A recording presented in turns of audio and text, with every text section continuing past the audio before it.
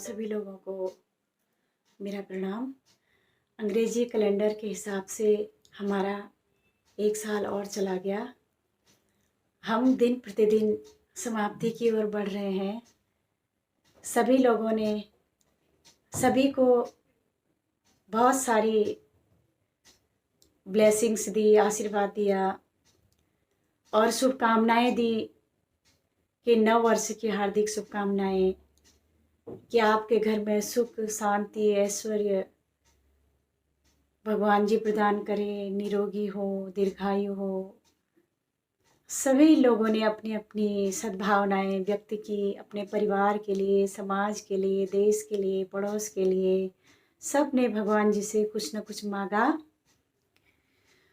और मैं ये मानती हूँ कि जो मनुष्य शरीर है, ये मनुष्य शरीर बहुत ही भाग्यशाली लोगों को मिलता है, क्योंकि जीव 84 लाख योनियों से भटकने के बाद उसको एक मानव जन्म मिलता है। मनुष्य शरीर कर्म के लिए मिला हुआ है, जबकि भोग के लिए तो और भी अनेक योनियां हैं। मानव जीवन का धन आयु है। अपनी आयु को जब हम सदुपयोग करेंगे तभी लाभ होगा।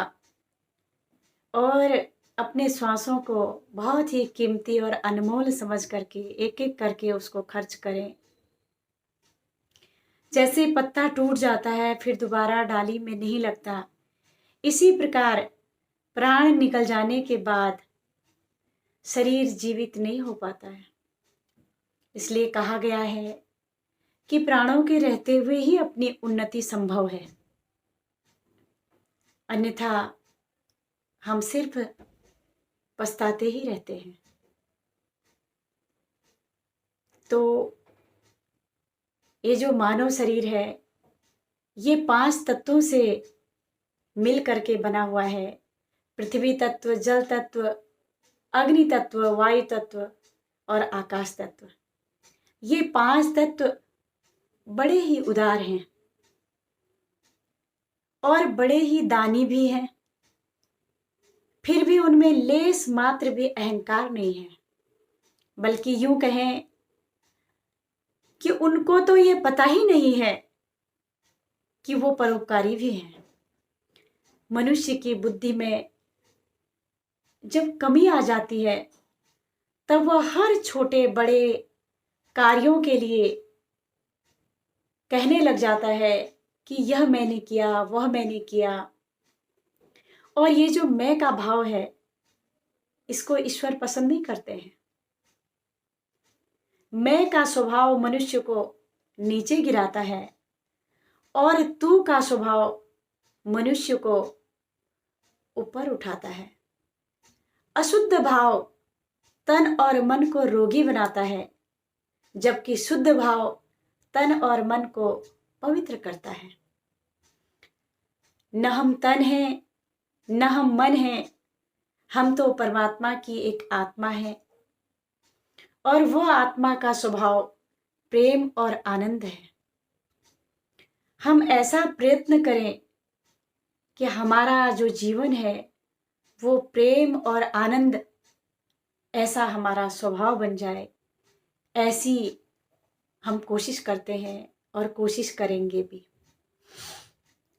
इसी प्रकार प्रेम और आनंद को पाने के लिए हमें दूसरों के दोष, दृष्टि और निंदा से दूर रहना पड़ेगा। जब भी हम अपना समय दूसरों के दोष देखने में, दूसरों की निंदा करने में लगा देते हैं, इन दोषों को अपनाने से हमारा जो मन होता है वो मलिन हो जाता है। और यदि दर्पण ही मैला हो जाए तो हमारी छवि नहीं दिख सकती है। इसीलिए मनुष्य जीवन को निर्मल करने के लिए हमें ऐसी संगत करनी होगी। कुछ सत्संग को आत्मसात करना पड़ेगा, कुछ अच्छी चीज़ों को पढ़ करके, अच्छे शास्त्रों को पढ़ करके, अच्छी किताबों को पढ़ करके अपने जीवन में उसको धारण करना पड़ेगा। समय समय पर हमें अपने अंदर प्रवेश होकर के हमारे अंदर जो भी बुराइयां हैं उन्हें समय समय पर क्लीन करना होगा, साफ करना होगा। जैसे फ़ोन के अंदर जब बहुत सारी चीज़ें आ जाती हैं तो हम उसमें उसको क्लीन करते रहते हैं जिससे हमारा स्पेस न भरे। इसी प्रकार से हमारे अंदर भी जो स्पेस है उसको अच्छाइयों से भरें। और हर पल नया है, हर दिन नया है। जो ईश्वर ने हमें ये श्वासें बख्श रखी हैं, न जाने कब ये पिंजड़ा खाली रहेगा, न जाने कब श्वास रूपी हंस उड़ जाएगा, ये किसी को नहीं पता है।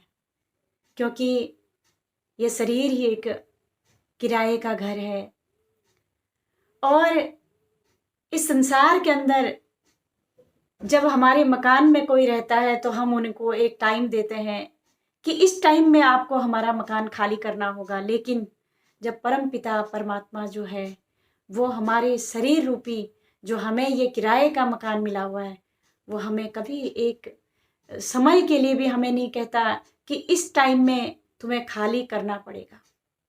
कभी भी खाली करना पड़ सकता है। क्योंकि अगर ईश्वर हमारे साथ हर पल है तो काल भी हमारे साथ हर पल है। इसीलिए कबीर महात्मा कहते हैं कि कबीरा गर्व न कीजिए, काल गहे करकेस, ना जाने कित मारसी, क्या घर क्या परदेश। कभी भी वह जो है हमें मार सकता है।